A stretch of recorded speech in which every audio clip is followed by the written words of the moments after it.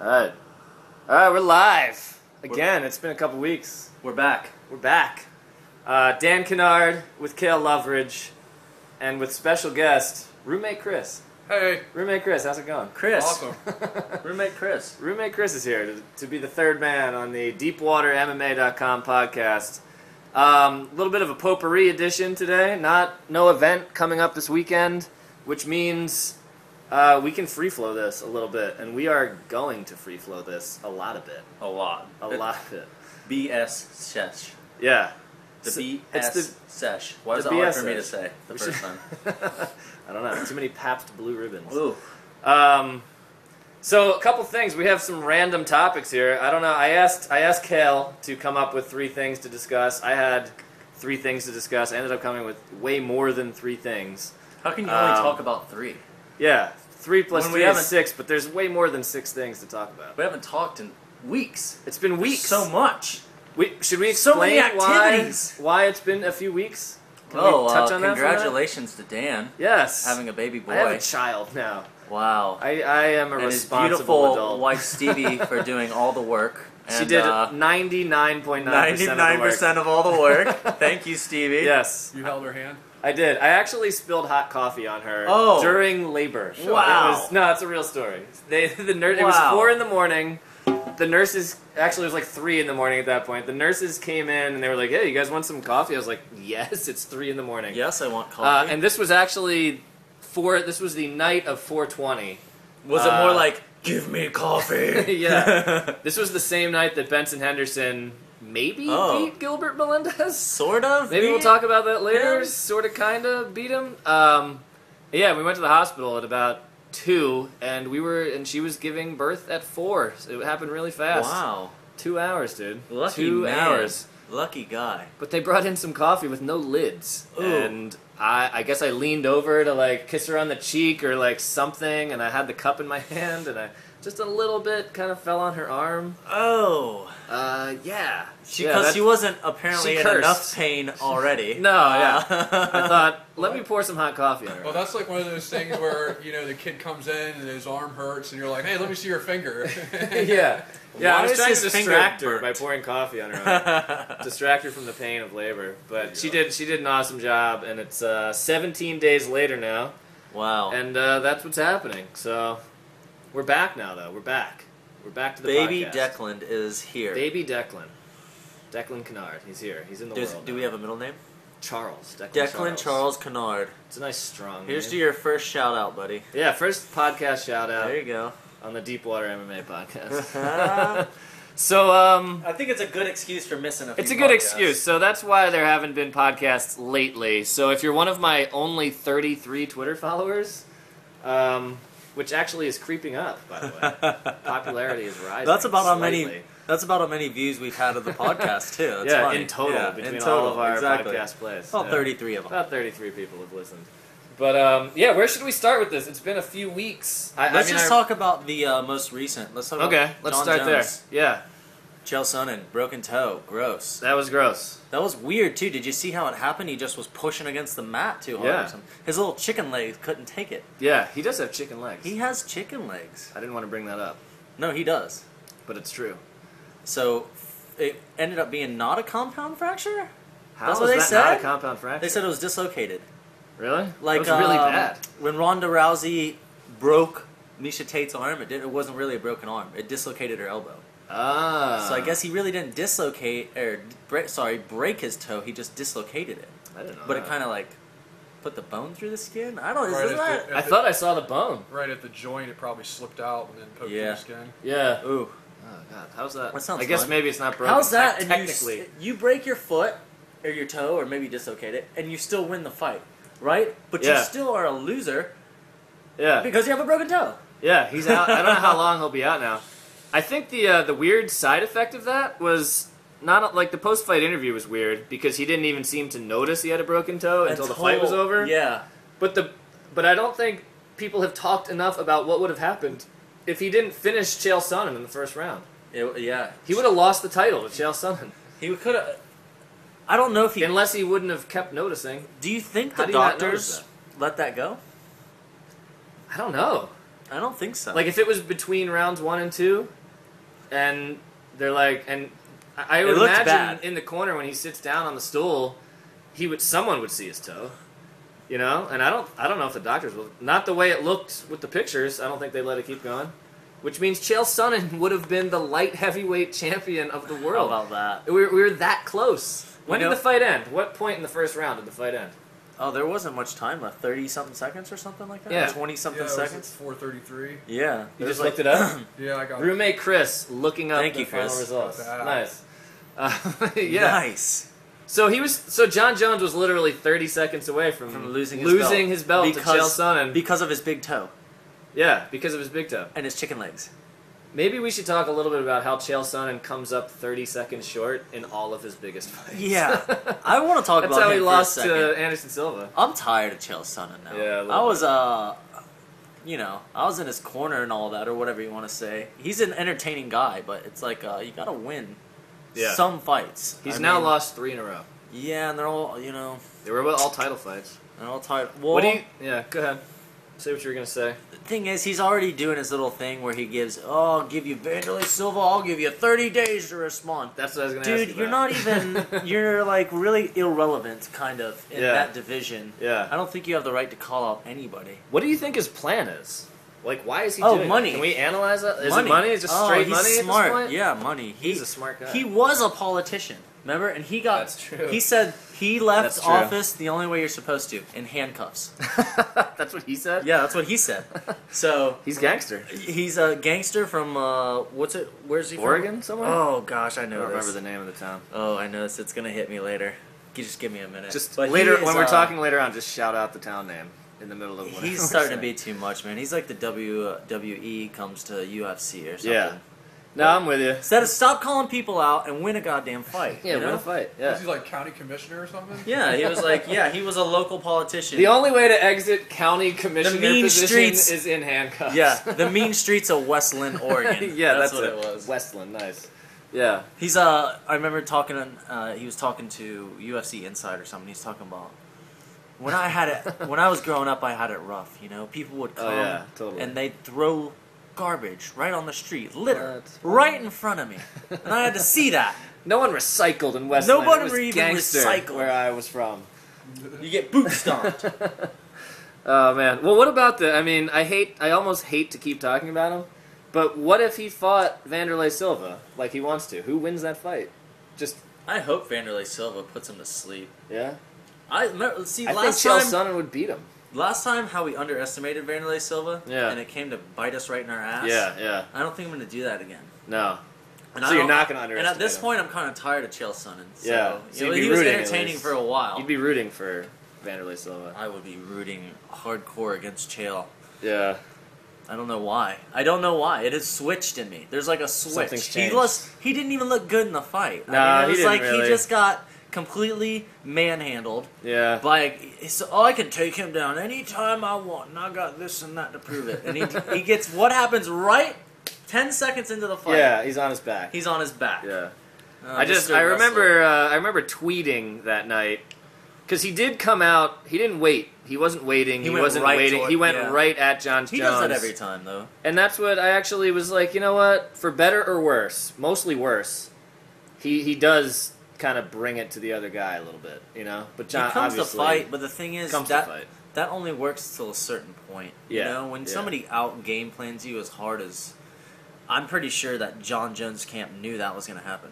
Yeah. Oh, Chael's going to come right forward. We're going to go shoot a double leg. Boom, take him right. Yeah, you know, that's actually a pretty good point. It might have been a predictable It looked like what he was going to do kind of approach, you know? was use Chael Sonnen's strength against him. He was Mhm. going to out wrestle the wrestler. You know, Yeah. and he did. He did the same thing against Rampage Jackson. Exactly. Well, Stood with Rampage the whole time. he did it against Beat him Matt up. Hamill.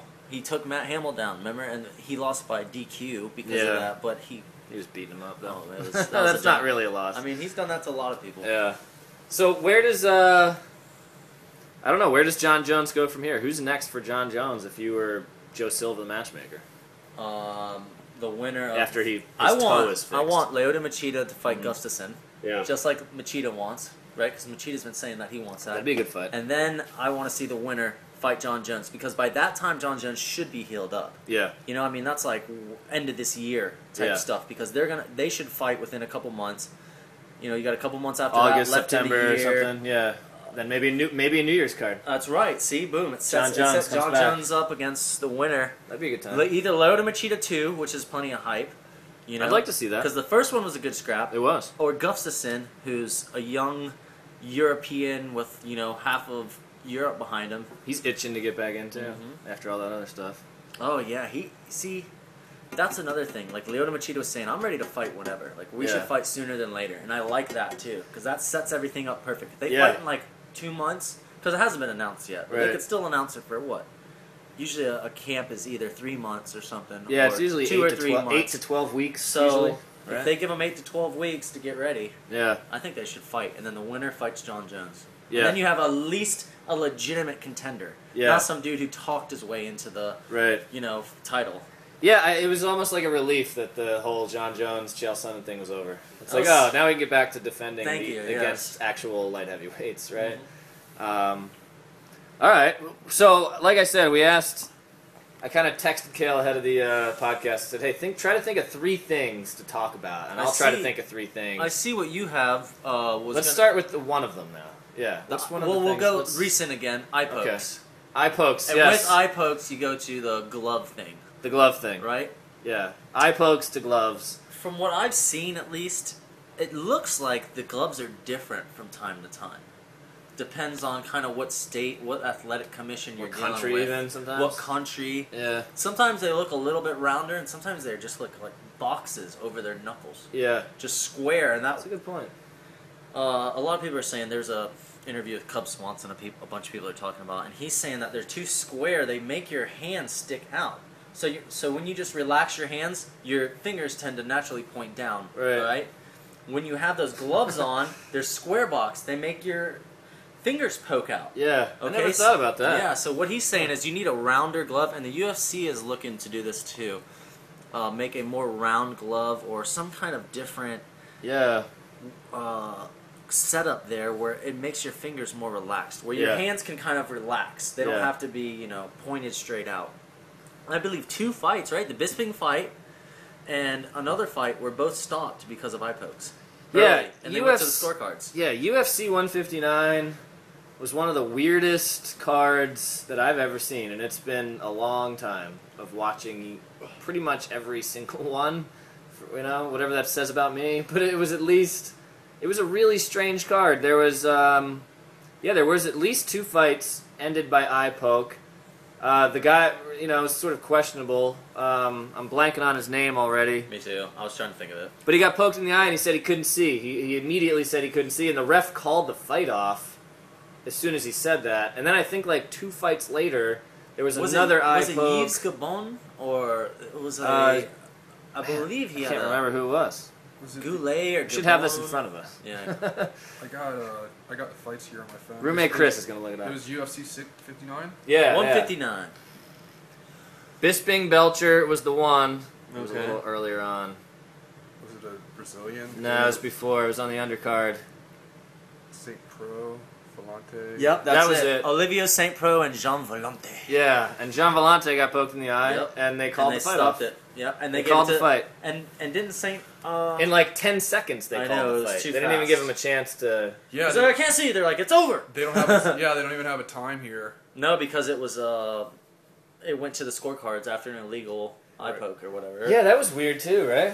It seems weird that they would go to the scorecards after that instead of declaring it a no contest. I mean, they've done plenty of no contests before. That seems like a no contest to me. Yeah. I mean, that's bad. Maybe, okay, both fighters get their purse. I understand kind of declaring a winner because, honestly, they're doing all this for money. Right. The winner gets more than the loser. Okay, so one of the guys wants to win. Yeah. So declaring a no contest, they both get kind of like their base salary. Yeah. I think that's, I'm starting to remember now. It was, I think it was about 30 to 40 seconds into the 3rd round. Yeah, no, that's why when that big eye poke happened. And then they had to judge the 3rd round. That was part of the final scores. To give the 3rd after round to 30 somebody. Seconds. How do you score a round in 30 seconds? I mean, that's... it's a little... His footwork looked a little better. Yeah, he really came out of his corner aggressively and circled well for about 30 seconds. The ballerina spin he did before he punched that guy. Yeah, did you see his fierce look in those first 30 seconds? He totally won that round. Well, then that next fight, they got an injury stoppage because of a broken thumb. Do you guys remember That's that? right. Yes, That's the broken right. thumb because of the glove apparently. Roommate Chris coming through. you, We Chris. couldn't remember. It was a weird card. Kabalov and Medeiros. And Medeiros, yeah, Kabalov Medeiros. Yeah, they had to call the fight. The guy, he just turned to the ref. He's like, "Dude, look, my thumb." Right? He just was like, it was like he was putting it out. fighting. He's like, "Dude, look at my thumb." Hang on, And then my the ref's thumb. like, "Whoa, Yeah. that's over." End fight. Your Weirdest, thumb. super weird card. That was I know. And then A Joe, broken thumb, 2 eye pokes. The main event. I mean, Jon Jones would have lost to Chael Sonnen if that went 30 more seconds. And then Joe was kind of talking shit the whole night about Joe Rogan? yeah Yeah. everything. Yeah. He didn't seem too happy that night either. Yeah. He said it was really cursed. Strange. Yeah, cursed card. Yeah, he said it was a cursed card. It's because it was in Jersey. Yeah. Oh yeah. man, No, it's okay. Sorry, Dan. Jersey. Who else is up there? Jersey's is cursed, huh? Who else is up there? Who else is up where in Jersey? Yeah, the boys from the Oh, website. Yes, Kelly Miller Sorry, Kelly. and our friend Sam Maxwell. We got nothing against you guys. Yeah, nothing You against guys are Jersey, probably but- cool, Yeah, probably. but the rest of Jersey, nah. The rest of Jersey. Yeah, it's kind of cursed or something, you know. So it led to a lot of interesting questions. Like, do we need new gloves? I like the idea of just penalizing guys for sticking their fingers out like that. Yeah. I mean, I know it happens a little bit, but Yeah, there are those fighters that like keeping their hand out they there, just you know. kind of They, like, pawing yeah, a little. Just trying to like feel you out, you know, and all One of of- a sudden, Yeah, and they poke you in the eye. You know, I think that should be a Yeah. penalty as soon as it happens. Lose a point. I think to summarize, there's probably better ways to handle, you know, everything that happened with the eye pokes. You know, Sure. New gloves might be a long-term answer, but I think there's a short-term answer. And you know, our focus at Deepwater is sort of the betting, gambling side. And you know, if you dude can get poked in the eye with no Yeah. penalties whatsoever, it kind of makes it hard to decide, you know, or at least to be confident in Pick things. a you know? legitimate winner. Yeah, you you know? know. So it really does kind of affect things a little bit. But let's move on to a new topic. What's another Yes. topic? Yes. That was yours. Gloves, eye pokes. Is that one of the three Well, we can go that you came down. up with? Shane We Carwin. can just jump around. Yeah, Shane Carwin. Carwin has Done. retired. Done. Well, Done. you know what I always heard about Shane Carwin is he always had a lot of talent and everything. He's Mm-hmm. super injury prone. Yeah. He's got back problems. He's got, you know, hand problems. He break his hand a lot because he's too strong. He had a lot of. I could see him being like, you know what, man? He's an engineer. I'm yeah. pretty sure he's a Right. he's a mechanical engineer. or Yeah, something he can like do that. other things. And you know, doesn't need to probably keep wants doing to. this. Yeah, he probably wants to walk when he's like 60, Right. You know, instead of being carted around or something. Yeah, that was actually a Kelly Miller request Nice. to discuss the Shane Carwin retirement. Nice. How far, if he came back, I mean, how far do you think he could have gone? Is Well, the thing about he missing out on anything A by cool- not coming back? A cool thing about Shane Carwin is I don't think people realize how big he was. His gloves, they had the special make. They were bigger. Yeah. The Brock Lesnar gloves that they made, because Brock Lesnar's hands were so big, Yeah. wouldn't fit Shane Carwin's hand. Yeah. He has a bigger hand than Bigfoot Silva, which That's is crazy. Yeah. Yeah. This guy's huge. You Yeah. know, that's what people don't realize. And he's got... I think people forget that about Shane He Carwin. was a gigantic person. Yeah. You know, and he kicked Brock Lesnar's ass in Yeah, that first for round. an entire round. Something happened between the first and second round where he completely lost the will or the gas or something. I think I read something about his muscles like just cramped up. Yeah, like he I was forget so what it's called. exhausted. It was like he said he couldn't barely stand on his legs. Yeah, you yeah, know, he because they just- were just cramping so hard. I guess he got nerves with. Yeah. I think he cut weight to get to the 260 limit too. You know, I think it's That's 260, probably right? 265. maybe. 265. There you go. 265. Yeah. But yeah, Shane Carwin. We What? He's only a couple. we should get him on the podcast. There you go.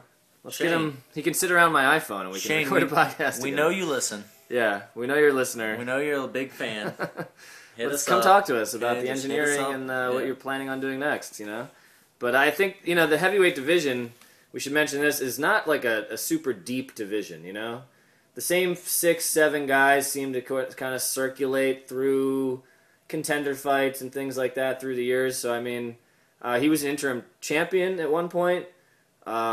He might have been one of the guys who could give Cain Velasquez a run for his money, at least, as a wrestler, and like you said, just the strength that he had and everything. I mean, he's an older guy too. I think he was getting older. Man, these new crop of guys. I really see it in MMA, man.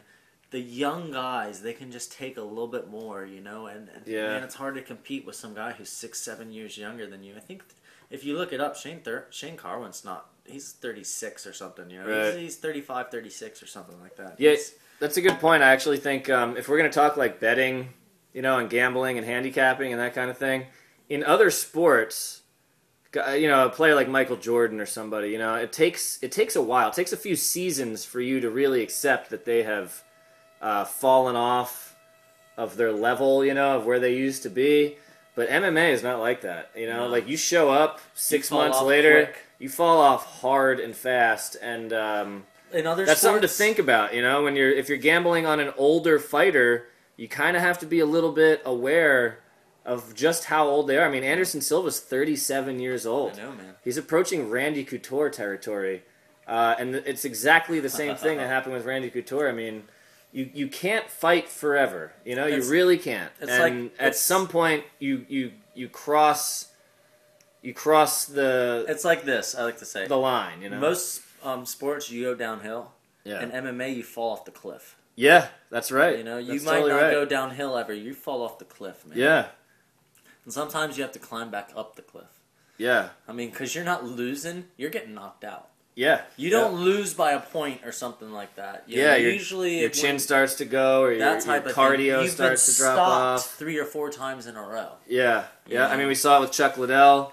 We've seen it with Rampage Jackson. Mm-hmm. We saw it with Randy Couture. I mean, it happens to the best guys in the UFC.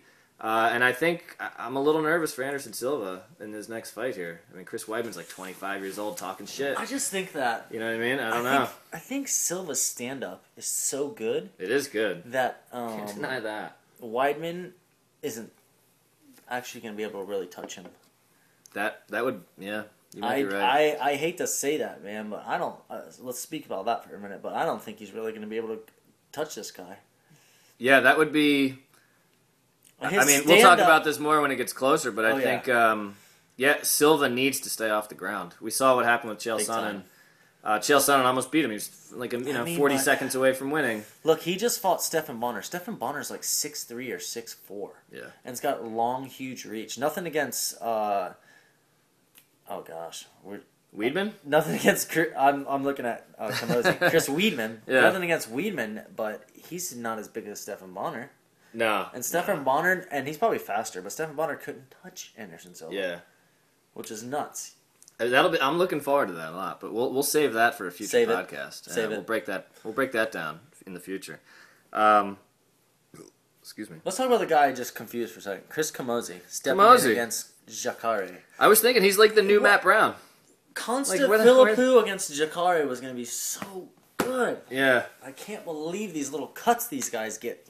Stop these fights. It sucks. Can you really get a cut that's so bad that it takes you 2 weeks to recover from? Well, the thing is... Do you know anything about that? The thing is, really, what they're doing is, it's like better be safe than sorry. You're already cut before you go into the fight. You're going to open that thing. You want that thing done. Yeah. Healed. Gone. Right. Where you can barely see the scar. Yeah. I mean, 2 weeks after a good cut...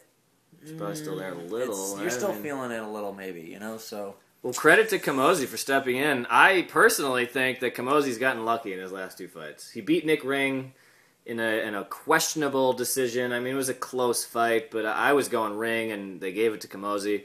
And I think he beat someone else before that. It might have been not Tom Lawler, I don't think. But Camozzi's on at least a 2 to 3 fight win streak here, coming in against Jacare Souza.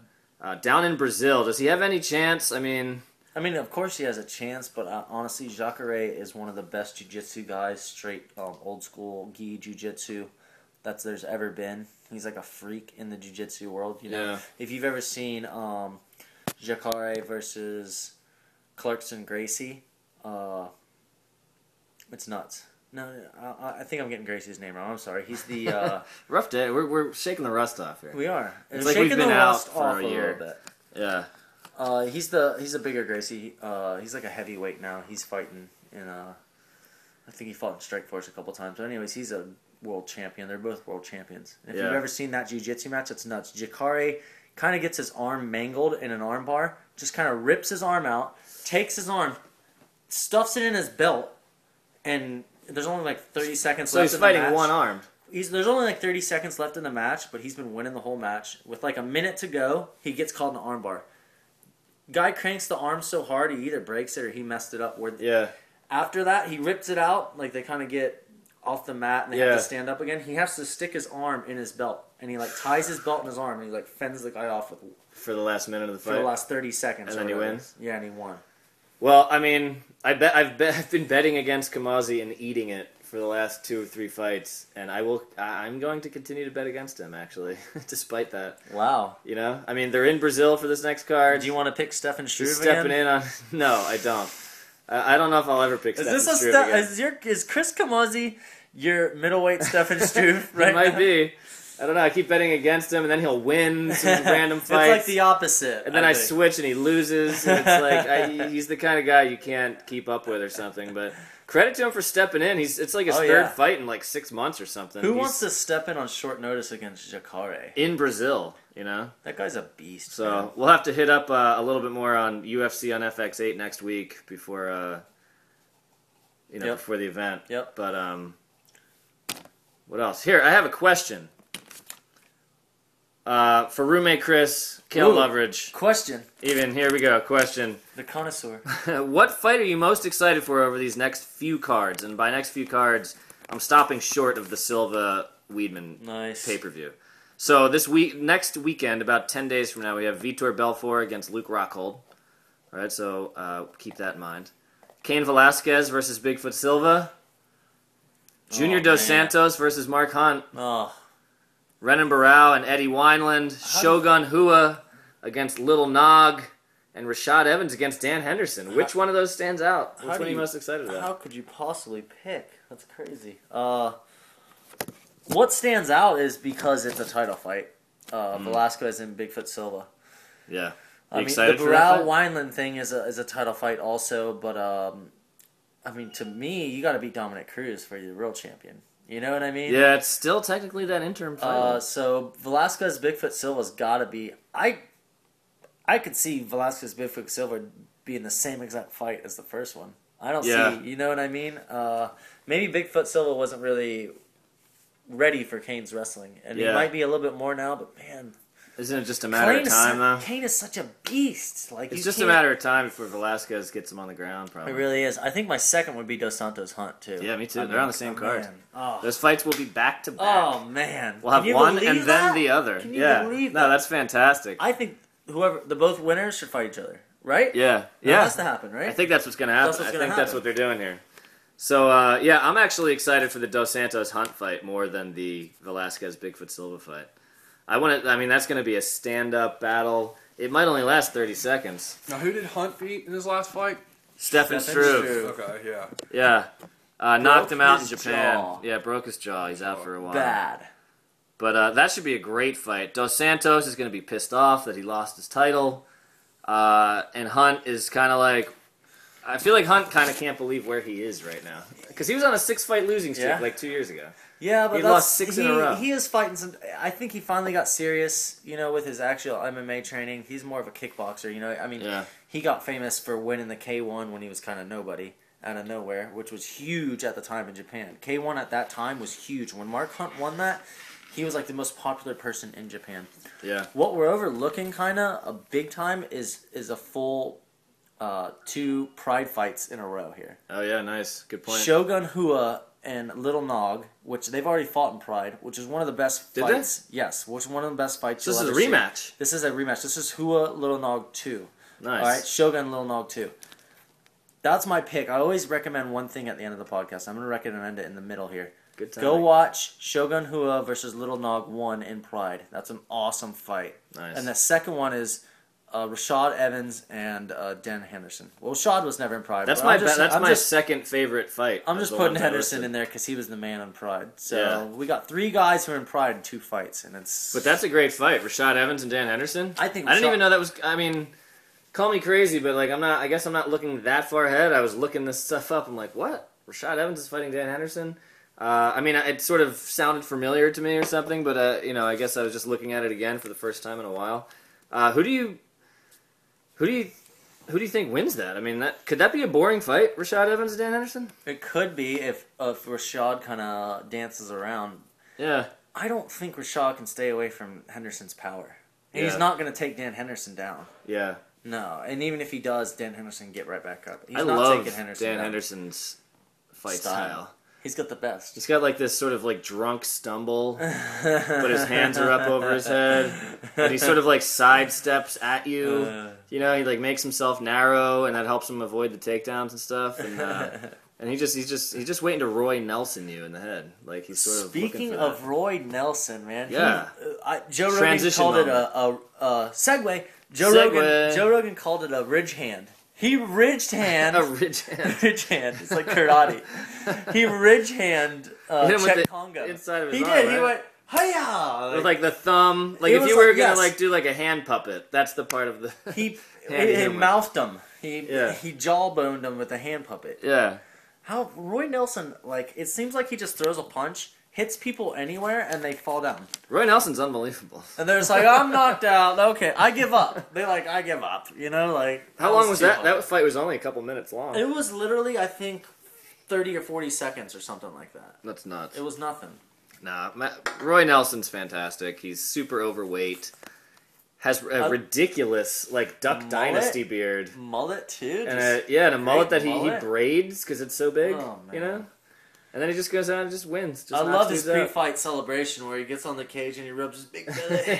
Yeah. Yeah, that's all Roy Nelson. I felt like he just ate, like, a whole rack of ribs before he came out there. Yeah. He's like, man, I'm hungry. Go give me a rack of ribs. Like the whole thing. And then he ate it and he just knocked the guy out and he's just sitting there like, yeah, I just ate some ribs. Yeah. And like 5 beers. He digests his opponents. He more looks. Than he beats them. You're right. He looks like a hunting trip. He looks like a UFC fan just stepped in and went, I'll whoop your, I can whoop these guys' ass. Yeah. And then he comes in there and he actually whoops some ass. Yeah, tough guy in the crowd. Yeah, totally. Let's talk about Matt Brown for a second. Yes. Because I picked against him. I picked against him. I did not pick against Matt Brown. I've learned my lesson. Yeah. Matt, you know what the Matt Brown immortal does? Brown. You know what he does? He out-toughs the other guy. Yeah. He just goes in there and throws fucking elbows and punches and knees and whatever and lets the dude hit him too. But he just gives it just a little bit fucking more. I feel like he could just take it a little bit more than that next guy. Because if you watch every one of his last couple fights, he just out-toughs the fucking guy. Eventually the guy folds. Yeah. He has to turtle up. And man, Matt Brown never stops. Yeah. I saw this thing where he went to Cuba. Did you see that? No. He went to Cuba somehow and trained with the Cuban wrestling team. Yeah. And the Cuban Matt Brown? Matt Brown and the Cuban boxing team. And 2 things about Cuba where they do good. Great wrestling, great wrestling, and great boxing. Yeah. And man, he came back. And if you watch that fight, his boxing is crisp. Can he be a title contender?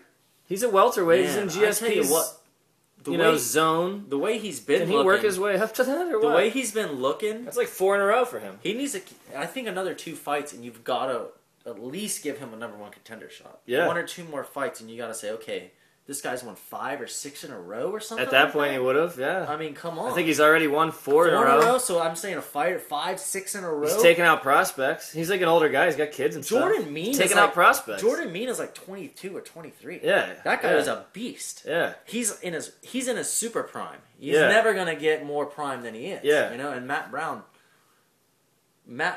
the former drug addict. They almost like, cut who him. are we? They almost cut him like 2 years ago. He's a bad motherfucker. Because he lost 4 in a row. He's bad. He's tough, man. That's what he does. I think he's matured. You think he's matured? I think he's found his kind of like mental edge too. He just sees in there. He's not going to lose. He's turned some kind of corner. He's not going to lose. That's the way when I watch Matt Brown fight, I'm like, man, this guy's not going to lose, dude. Yeah. You can punch him in the head 10 times. He's going to be like, okay, that's not enough. Yeah. It doesn't seem like enough. Yeah. Pretty nuts. I love that guy. Yeah, no, he's cool. I think I wrote. He's not even a cut, muscular dude. No, he's not. He looks like he just walked in there. Like another Roy Nelson. Yeah. He doesn't shave like all these guys just shave everything. He's got this big hairy Yeah, chest he's and got a the hairy beard. chest. Yeah. And he just walks in like, yeah, I'm gonna whoop that ass. Yeah. It sounds bad, but he looks like he just walked out of the trailer park. Right A little into, bit. You know, right Yeah. into the octagon. Yeah. Put some gloves on me, I'm ready. Yeah. No, you're right though. He's a tough guy. He's There you go. Forget what I was gonna say. He's a tough son of a bitch. That's what you're gonna say, man. Yeah. He's tough. Well, I know. I think I wrote about it on the website that I was like, my head is going with Jordan Mean, and my heart was going with Matt Brown, and it's one of those rare cases where maybe I should have listened to the heart. You know, normally the mind is sort of more accurate with that stuff, but that was a tough call. That was a tough fight to call. I think I said this before. That's the point, maybe. Yeah, I think I said this before. Usually your first instinct is right. And when you change that first instinct, I mean, not 100% of the time. Right. It's like taking a test. Yeah, but when you change it, it's usually never right. Yeah. You know, if you, I thought, at first I thought this. Like you're saying, my heart said Matt Brown, but then I thought about it, and you analyzed it. Mm-hmm. And that's what happens sometimes in MMA. You tend to overanalyze. You go, man. Yeah, there's a danger I knew to Matt Brown. overanalyzing. Weren't you, when he won, didn't you say to yourself, Yeah. I fucking knew Matt Brown was going to win. I was like, damn it. And I overanalyzed. Yeah. So that's a thing with betting, too. Don't overanalyze That's it. a good point. That's You a know? good point. Yeah, I think I lost sit a few here and parlays with Matt Brown. You can be a baseball statistician, one of those guys who takes every little thing into account. But sometimes heart is bigger than, Than the statistics. Exactly. Yeah. No, you don't totally. take heart into account. Matt Brown out-hearted that kid, man. Right. That was a gnarly fight. Can you think of any other fighters who were like that? No, I was just looking at their records, and Jordan Mean, he said he's in his early 20s. Yeah. He has that was his 36th Yes. fight. Yes. And Matt Brown, that was his 28th fight. Yeah. Jordan Mean was fighting when he was like 16 as a pro. Isn't that I crazy? think in hindsight, you might look at Jordan Mean and say, oh, well, he's 23 and he's fought that many times. What did you say, 36 times or something? Yeah. And that, you might be able to actually read into that a little bit. You're like, well, if this dude's fought 30 times already, and this is his, second fight in the UFC, maybe there's a reason, that he hasn't already gotten to the UFC as a young sort of prospect or something. I don't know, though, because his debut in the UFC, it's slipping my mind now, it was against a good fighter, and he took him out. And he stopped it was Dan Miller. There you Beat go. Dan Miller 2 weeks before. And no one had ever stopped Dan Matt Miller. Brown. Yeah. That's right. And you got to remember that about Jordan Mean too. He took this fight on short notice. That's tough, man. He just had a fight. Yeah. I don't care if it did last 1 or 2 rounds. He just had a major, huge fight. That's a lot of emotion. That's a lot of weight cutting. That's all that stuff. He's got to go right back into it and do it again. That's tough. Right. I'm not taking anything away from this dude for losing to Matt Brown. No, and especially if you watch the fight, I say Matt Brown up toughs the guy. He makes him fold. Anybody would have folded. Yeah, that guy. He should never hang his head for losing for Matt Brown. He held on. The ref had to stop the fight. Yeah, did we remember that? Yes. Jordan Mean almost beat Matt Brown. He had him. He hit him with a liver shot and collapsed. He folded Matt Brown. Folded him. Yeah, yeah. But that's what I'm saying. Matt Brown just can't. It seems like he just doesn't give up. Matt Brown's like, you ain't beating me with no liver shot. No, you better knock me out. Man. Yeah, I mean, come on, Two tough dudes, man. Yeah. That's what I'm saying. You can't take anything away from Jordan Mean. Right. Mean. Sorry. That's it's M-E-I-N. I want to say mean. It's mean. That could go a lot of different ways. Yeah. Mean, I think, is what they were saying. But, another great example. I mean, if you're betting on this stuff, which is kind of the focus of the website, you really have to pay attention to guys who are stepping in on short notice, right? We just talked about Chris Camozzi. Yep. I'm sure if we'll put our research team on it in the next couple weeks. But guys stepping in on short notice and their percentage of winning and losing, I think I'd like to know that percentage. I think that's going to be a topic next week. Maybe that should be a topic. Boom. Speaking of which, actually, let me bring this up right now.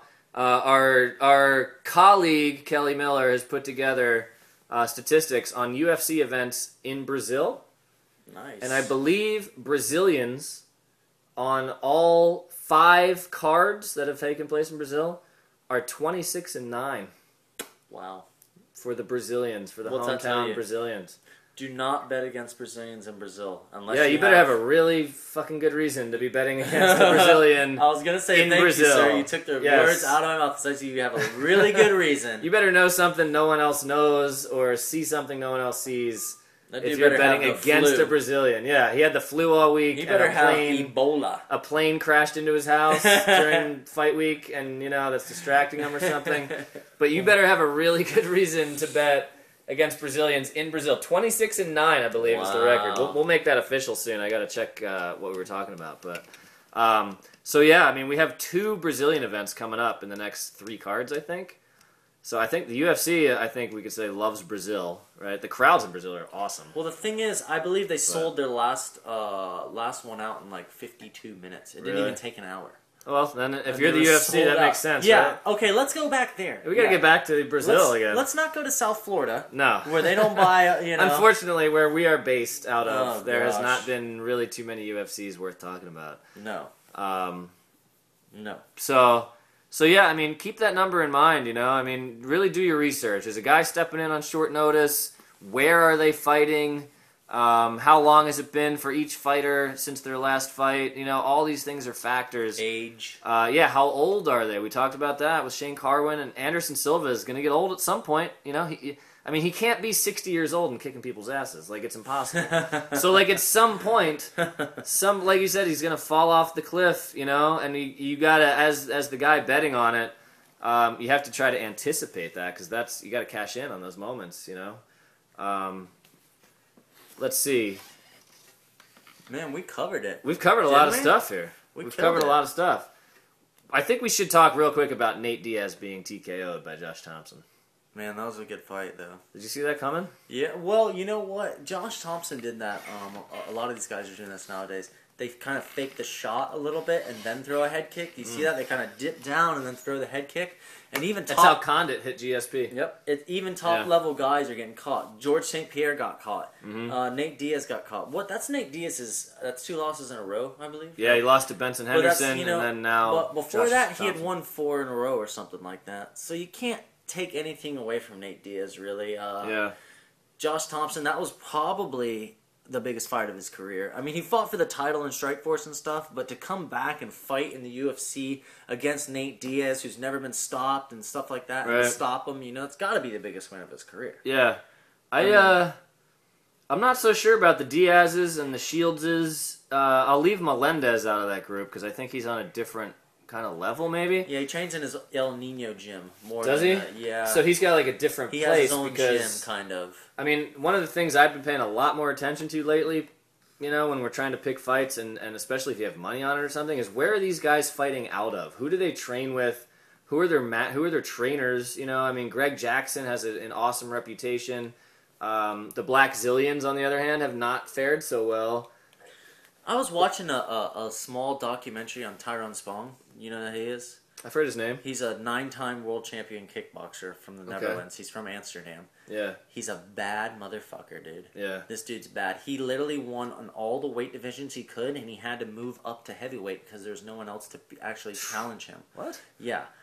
He fought Alistair Overeem at heavyweight and caught Alistair. If you watch that fight, caught him with a right hand. Another recommendation right there. There you go. Tyrone Spong, Alistair Overeem, and K1. That's the K1 that Alistair Overeem just recently, last year, won. When he was the champion of Dream or Strikeforce. The height of his career, yeah, possibly. and he was a champion of K1. No one's ever been a major kickboxing champion and a major MMA champion ever. At the same and time. He was the first one. That's why he had so much hype coming in the UFC. Yeah. He got overhyped in his own Little mind, bit. and that's what happened. He forgot to kickbox against Antonio Silva and got cocky and got caught. But back to Tyrone Spong. I watched a little bit of this documentary, tying it back into the Black Zillions. Their camp looks badass. They've got top-level guys, top-level trainers. Great They're doing names. different, weird kind of stuff I haven't even seen. Yeah. I think it's more of the pressure than the training camp. I think their training camp's fine. They preparing their fighters great. They actually have a lot of lower level guys who are winning belts right now. Doing good. It's so much of the pressure of the big guys. Yeah. They're supposed to be great. Right. They're supposed to be in this great camp. We're more of the Greg Jackson mindset is we're all here with each other training. We're all a team. They're kind of we're all stars. And not to say they're not a team or anything. I don't know them guys. I'm just saying it seems like they're all kind of on their own little individual trips. Right. Instead of focusing on the group. Yeah. More than... But Yeah, Tyrone it's a weird Spong, man, he's going to help these guys with their stand-up. This guy's Nice. a world champion, badass. And he's with the Black Zillions now? Yes, he made his MMA Look at that debut. little inside scoop. He made his MMA debut in the World Series of Fighting. Okay. Oh, yeah. World Series WSOF 1. Okay, Who cool. Ray Cephalo. Watch Ray Cephalo, Mark Hunt. There's another. There's another recommendation. That's 3 recommendations today. Old recommendation. That's an awesome That's fight, a little. dude. That's an afternoon Mark right Hunt now. puts his hands down and lets the dude punch him in the face. Oh, Jesus. It's awesome. Yeah. I think Nick Diaz, and Jake Shields have. I think they almost seem like they can't evolve past their "fuck you, bro" in the ring attitude. I'm tired of the middle You finger know, shit, man. Yeah, it's like, dude, you're getting your ass kicked. Like, do something, make a change, make an adjustment. You know what I mean? Listen. Fight to a Nick. different way or something. Listen like, to Nick in his last. Remember, he was saying, "I don't have these guys and stuff." And Yeah. GSP was not my fault. Did you watch that video that I told you to watch? I never did. Man. You are blowing it. I'm I'm gonna recommend. blowing Here's it a off. 4th recommendation. 4 recommendations.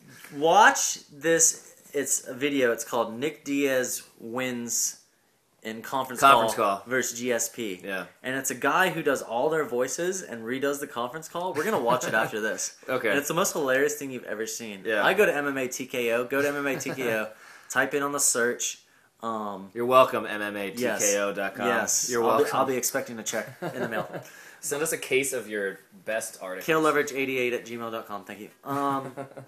Also, Bud Light. Sorry. Oh, yeah. No, actually, Pabst Blue Ribbon. Pabst Blue Ribbon. There you go. There you go, $3.69 at Cumberland Farms. Pabst. But yeah, man. Anyways, we digress. We digress. Anything else? I think we killed it. We've killed it. We killed this podcast. We rambled a little. Might be a little, maybe possibly disorganized podcast. How dare you, sir? How dare I criticize our podcast? How dare you? This was a home run. Home run. We slam dunked it. Yeah. What else cliche can we say? We We're gonna scored the goal. Alley-oop! I don't know. We're gonna go buy some lotto tickets so we can go to a UFC fight. We're gonna go in Vegas. Yeah, Yes. we're gonna go yeah. pet the pony. I don't know. What that There you is. go. Yeah, sure. Why not? Pet Yeah. the pony. That Right. seems like a good thing. All right. Well, anything That's else? it. Any last words on the last couple of weeks of UFC? One more Anything time. else? Congratulations, Dan and Stevie. Oh, thanks, man. Thank you. You guys are gonna be awesome parents. Yeah, It's already evident. it's already evident. Yeah, and we'll be back. We'll be back next week with a more in-depth preview of UFC on FX8 from Brazil, headlined by Vitor Belfort against Luke Rockhold. That should be a great. That should be a great fight, actually. Yeah. Should be a great fight. I'm excited. So we'll be back with a little bit more advice on that and a little bit more of an intimate breakdown of that kind of stuff in about a week from now. So stay tuned. In the meantime, check out DeepWaterMMA.com. And I guess that's it. That's it. Peace. Peace out. Protect your neck.